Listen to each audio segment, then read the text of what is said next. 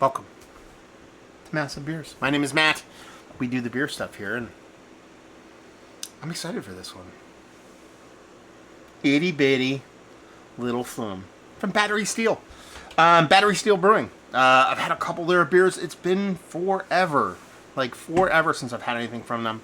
Might be pre-pandemic since I've had something from them. But we get trips and traps at our stuff down here in New Jersey. Typically they're relatively high in price point, so it's not something I usually buy a ton of. But I was at a place today and I saw they had Flume. I was like, Flume. I dig that beer. I've had it a while. Maybe I'll get it.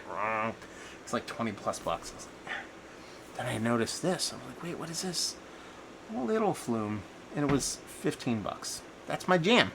And then I went on their Instagram and it seems like this could be relatively decently fresh because no dates. And by fresh, I mean like really recently fresh. So what do we have going on here? We have, let's see. It's a Drink Fresh Battery Steele Industrial Way, Portland, Maine, 4.8% alcohol by volume beer. They don't tell you anything about it. Flume is a hazy, so we're assuming this is going to be a low ABV hazy of that beer.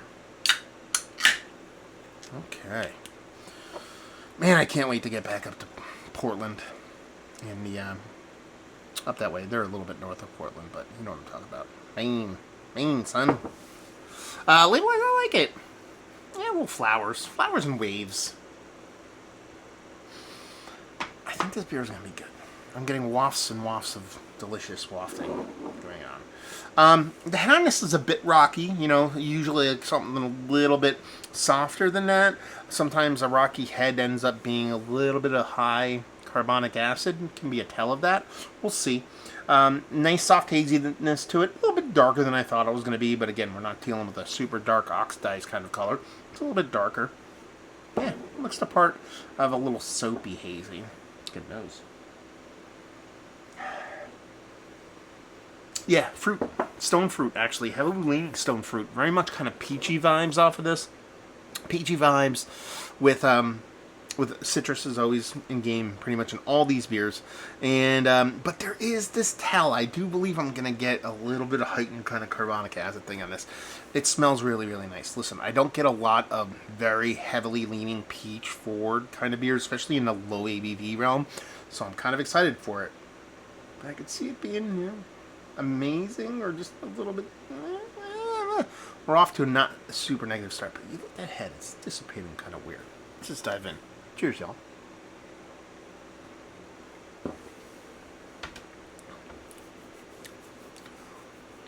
Yeah, it's okay.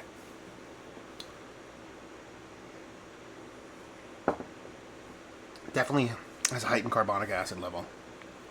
Nothing heavy-handed or over the top. When you're dealing with something that's 4.5% or 4.4 and change. Was it 4.5 or 4.9? It's 4.8.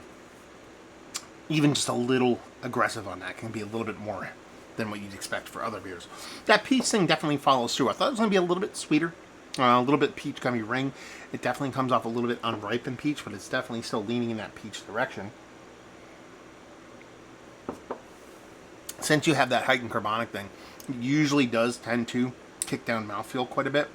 I do suspect there's the creeping, the slight, and it's I suspect, not I know, of a soft oxidation in this, low ABV, carbonic acid, touch of oxidation where I'm not really getting a ton of oxidative flavors off of it, but with the way the hops and the way the mouthfeel is muted in here, I think there might be a little bit of that going on in conjunction with each other, kind of combining forces. So when you get that combination of that carbonic acid with that kind of slight touch of oxidation, again, I guess on my part, that's why the mouthfeel's where it's at. Not a negative flavor profile, though. Like I said, you're getting that decent amount of peach in there. There is a nice kind of soft fluttering pineapple / orange thing going on. Nothing overly sweet. Everything here leans undersweet. A little pithy, a bit bittering. Carbonic acid helps that. Low ABV kind of helps that. But it just lacks a couple things here. A little more pop, a little bit more chutzpah, actually, on the hop side of things. Where it's at, I'm not complaining, but I'd like a little bit more, because it can be had at this ABV level.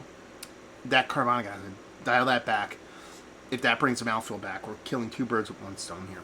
We're getting a bit more, I think everything rises here. When you drop back that carbonic portion of the show, I think the actual hop profile bumps up. I think the mouthfeel bumps up. And I think it's a much, much different beer. Much better beer for me, at least. Let's put it that way.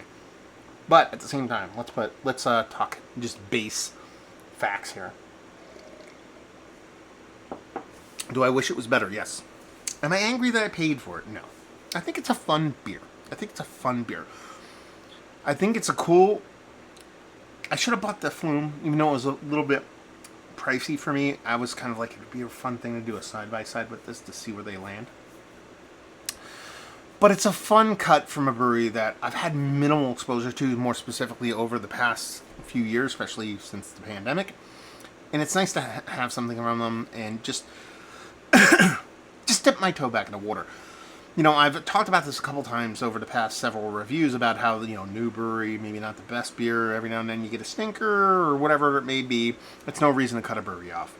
It's kind of where, Battery Steele lands for me since I have such limited exposure. I think maybe 2 to 3 reviews on the channel. The first one maybe being 4 or 5 years ago. Or probably not that long. I don't even think they've been around that long. But you get what I'm getting at.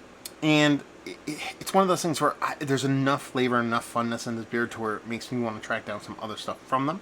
Or more specifically, go back up there and visit. Because that's what I need to do. So yeah, not otherworldly hoppy stuff here. This is no, pseudo-sue. This is no sneak box. But it's a very fun beer. I'm going to definitely drink this 4-pack and kind of contemplate the world of low ABV haze. And just saying, yeah, not too shabby. Wish it was a little bit more. Is it one of the better low ABV hazies I've had as late? No. Is it out of the conversation? No, but it's just not towards the top. Value availability, $15, but it's coming from a small brewery up from Maine, so that's kind of par for the course.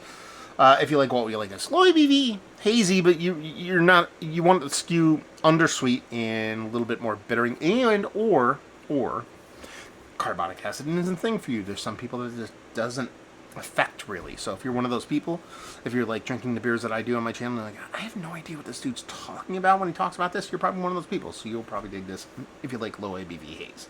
So there you go. Reviewing books. Battery Steele, have you had a bunch of their beers? Have you had Flume? Go watch my old review. That would be fun. Go watch this review. Oh wait, you just did.